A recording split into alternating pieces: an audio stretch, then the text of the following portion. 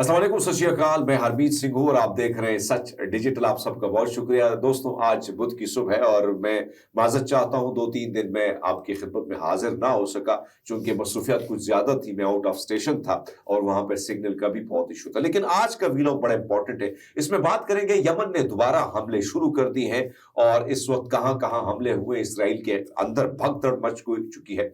एक नया प्लान तैयार हो चुका है कि यमन को कैसे ठिकाने लगाना है। ये खबर लीक हुई है, कैसे लीक हुई है इस पर भी बात करेंगे। दीगर बहुत सारी खबरें हैं इस व्लॉग में जो इस व्लॉग का हिस्सा होंगी गजा और मिडल ईस्ट के हवाले से।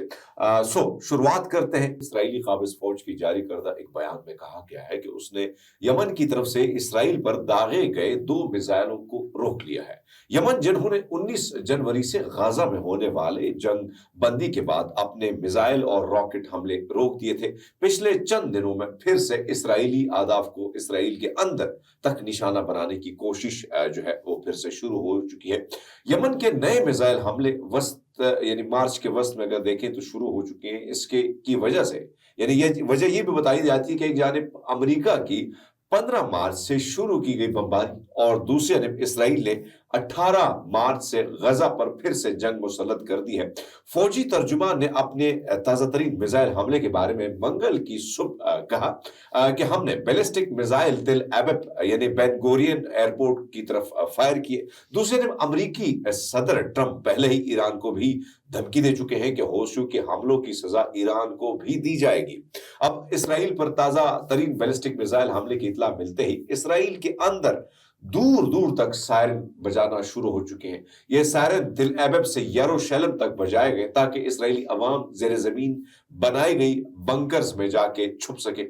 ये सूरत हाल तो आप देख रहे हैं। दूसरे यमन के शुमाली सूबे सदा में पीर की शब अमरीकी लड़ाका तैयारों ने तकरीबन 13 फिजाई हमले किए। हमलों में अस्फरा और कोताफ के जिलों में अवामी मुकामात को निशाना बनाया गया। उधर अमेरिका अभी ये कहता है कि हमलों में जेर जमीन पनाह गाहों को भी हम निशाना बनाएंगे, जिनके बारे में ख्याल है कि होशियों के बास कमांडर यहां पनाह लेते हैं।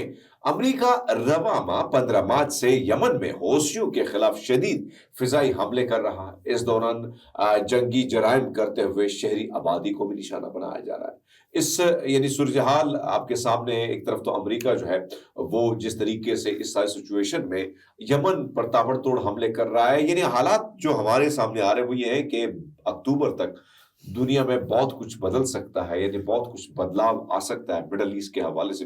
खासकर इस वक्त ईरान टारगेट है और ईरान को उन्होंने बड़ा शॉर्टली बड़ी धमकी भी दी है। ईरान भी जो है उन्होंने बड़ी यानी जबरदस्त किस्म का जवाब भी दिया। वो भी झुका नहीं है बल्कि उन्होंने भी तगड़ा जवाब दिया। अब सिचुएशन ये है कि यमन को टारगेट करने का मकसद यही है कि इस वक्त वाहिद जो इसराइल को आंखें दिखा रहा है वो यमन है, क्योंकि हिजबुल्लाह इस वक्त बिल्कुल खामोश हो चुका है।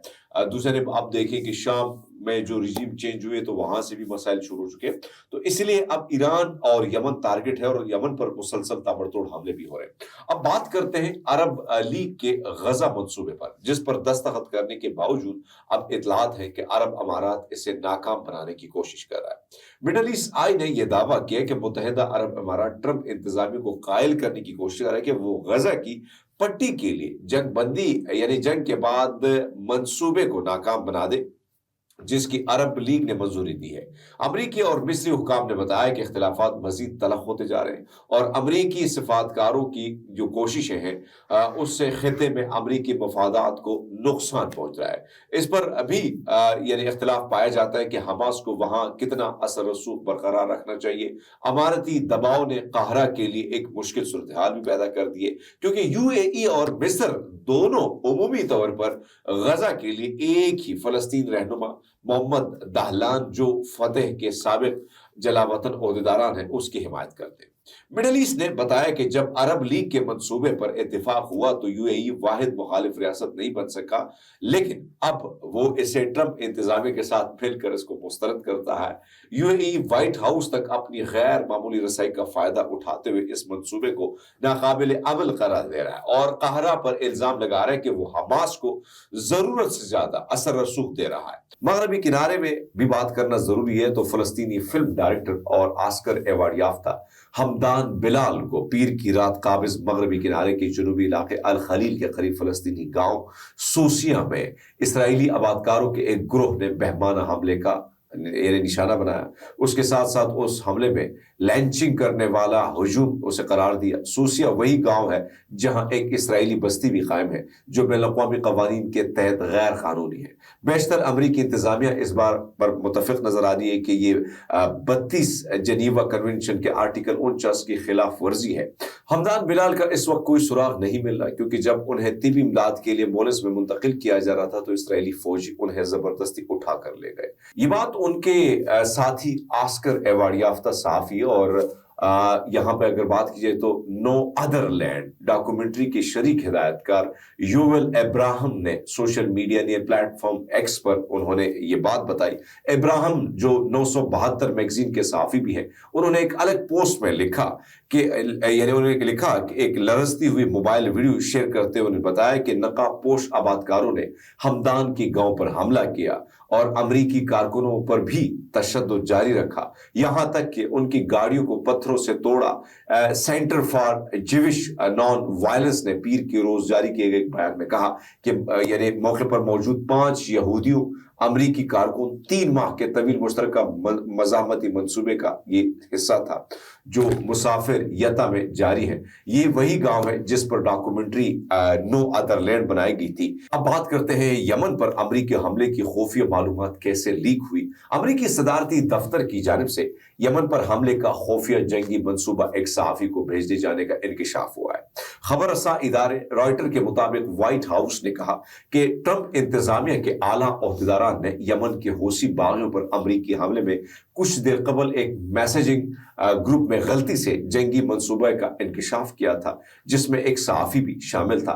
डेमोक्रेटिक कानून साजों ने फौरी तौर पर इस गलत इक़दाम को तनकीद का निशाना बनाते हुए कहा कि ये अमरीकी कौमी सलामती की खिलाफ वर्जी और कानून की खिलाफ वर्जी है जिसकी कांग्रेस को तहकीकात करनी चाहिए। एटलांटिक मैगजीन के एडिटर और चीफ जैफर गोल्डबर्ग ने पीर को एक रिपोर्ट में कहा कि उन्हें 13 मार्च को गैर मतवक़्क़े तौर पर सिग्नल जो है मैसेजिंग ऐप पर एक खुफिया चैट ग्रुप में मदऊ किया गया था जिसे होसी पीसी स्मॉल ग्रुप का नाम दिया गया। इस ग्रुप में कौमी सलामती के मुशीर माइक वॉर्ड्स ने अपने नायब एलेक्स वोंग को होशियों के खिलाफ अमरीकी कार्रवाई को मजबूत करने के लिए जो है वो टाइगर टीम तश्कील देने की जिम्मेदारी सौंपी थी।